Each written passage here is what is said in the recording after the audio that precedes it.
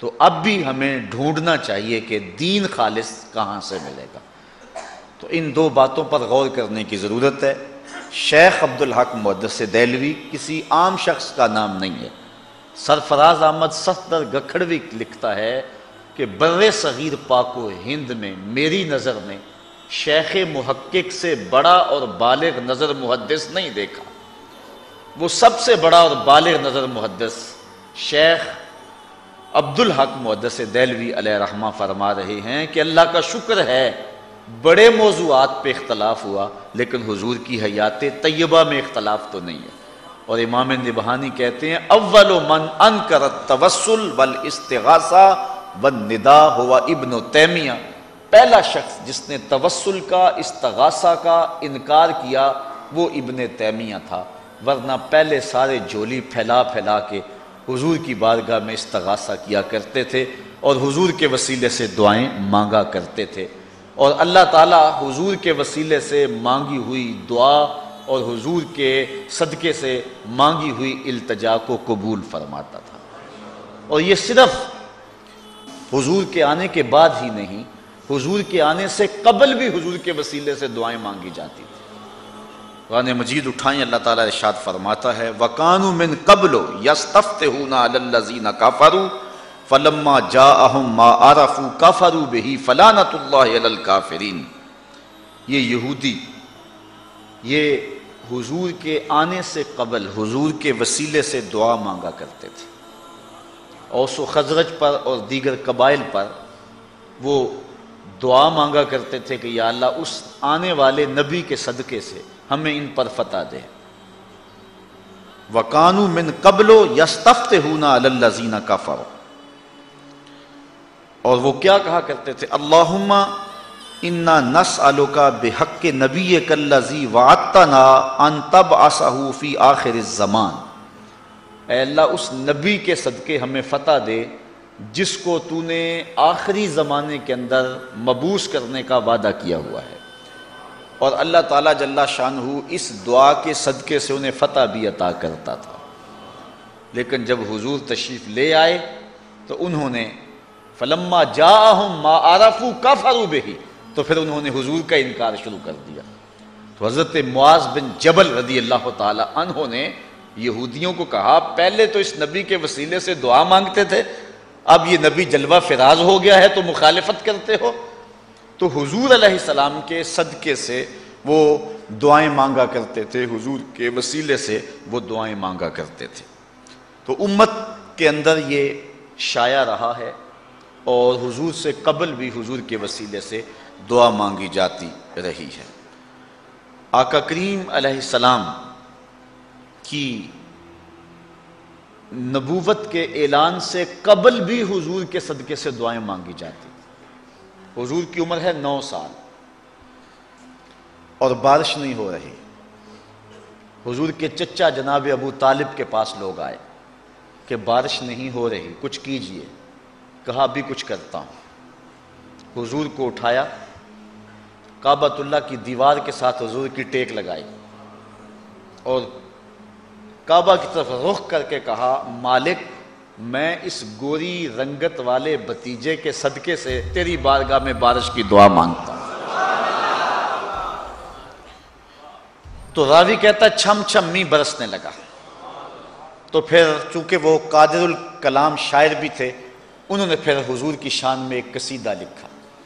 اس قصیدے کا ایک شعر سنیے وَأَبْيَضُ يُسْتَسْقَى الْغَمَامُ بِوَجْهِهِ، یہ میرا گوری رنگت والا بھتیجا۔ یہ ابیض کا جو لفظ ہے نا حضور کے لیے استعمال کیا انہوں نے، یہ اصل حضرت عبد المطلب رضی اللہ تعالیٰ عنہ یہ لفظ استعمال کیا کرتے تھے۔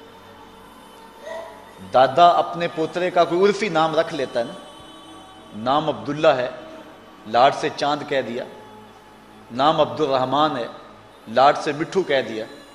تو حضور کا عرفی نام حضور کے دادا محترم نے رکھا ہوا تھا، اور وہ کیا تھا؟ ابیض۔ ابیض کا معنی چٹے رنگ والا، گورے رنگ والا، اور حضور کا رنگ سفید تھا۔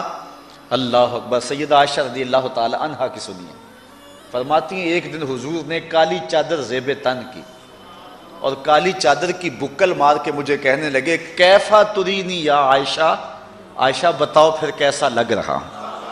آج حسن خود ہی ناز میں آ گیا نا، حسن خود ہی ناز میں آ گیا. کیفا ترینی یا عائشہ، عائشہ بتاؤ کیسے لگ رہا ہوں. پھر حضرت عائشہ نے بھی حد کر کہا حضور چادر کی سیاہی نے آپ کے چہرے کی سفیدی کو نکھار دیا اور آپ کے چہرے کی سفیدی نے چادر کی سیاہی کو نکھار دیا. تو حضور کا سفید رنگ تھا، حضور علیہ السلام سفید رنگ کے تھے. حضرت ابو طفیل رضی اللہ تعالی عنہ یہ صحابہ میں سب سے آخر میں فوت ہوئے 110 ہجری میں. حضور کے وصال کے 100 سال بعد ان کا وصال ہوتا ہے. صحابہ میں سب سے آخر میں فوت ہونے والے صحابی ہیں.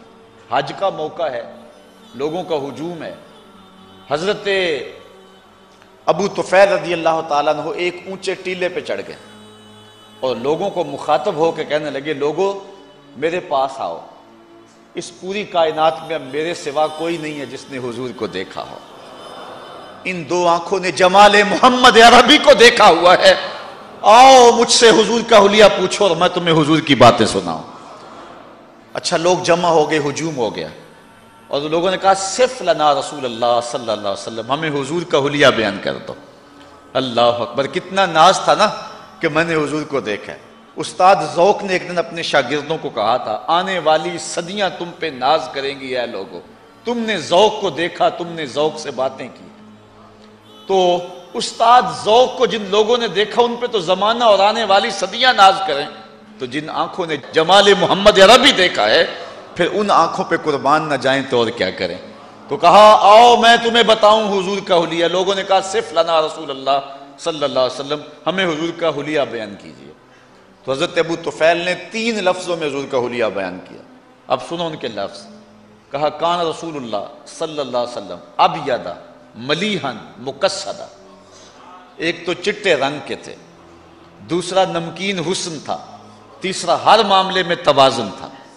3 لفظوں میں حضور کا حلیہ بیان کیا. حضور کے حلیے لوگوں نے بیان کیے ہیں، بہت طویل حلیے انہوں نے حضور کے بیان کیے. لیکن اگر آپ چاہیں کہ حضور کے حلیہ نگاروں میں ہمارا بھی نام آ جائے اور ہم کہیں ہمیں بھی حضور کا حلیہ یاد ہے تو 3 لفظوں کے اندر یاد کر سکتے ہیں. کان رسول اللہ صلی اللہ علیہ وسلم ابیض ملیحا مقصدا. اچھا اگر عربی یاد نہیں ہوتی تو پنجابی میں سنا دوں. مکھ چند بدر شاہ شانی، متھے چمک دی لاٹ نورانی، کالی زلف تے اکھ مستانی ہے، مخمور رکھی ہیں مد بھریاں. یہ حلیہ جو ہے وہ 2 شعروں کے اندر پیر مہر علی شاہ نے بیان کر دیا. تو حضور علیہ السلام سفید رنگ کے مالک تھے. تو حضور کے دادا محترم جب حضور کو پکارتے کہتے یا ابیض، گورے رنگ والے، تو اس لیے حضور کے چچا محترم بھی جب آپ کو پکارتے ہیں تو کبھی کبھی اپنے باپ والے لہجے میں پکارتے ہیں. تو حضور کو ابیض کہتے ہیں. تو انہوں نے یہ لفظ کہے وَأَبْيَضُ يُسْتَسْقَى الْغَمَامُ بِوَجْهِهِ سِمَالُ الْيَتَامَى عِصْمَةٌ لِلْأَرَامِلِ. پھر انہوں نے کہا یہ میرا گوری رنگت والا بھتیجا جس کے چہرے کو دیکھ کے بادل برستے ہیں، یہ یتیموں کا سہارا ہے اور بیواؤں کا آسرا ہے. 9 سال کی عمر ہے حضور کی. اللہ اکبر. حضرت عبداللہ بن دینار رضی اللہ تعالی عنہ فرماتے ہیں سمیت ابن عمر یتمثل بشعر ابی طالب، کہتے ہیں کہ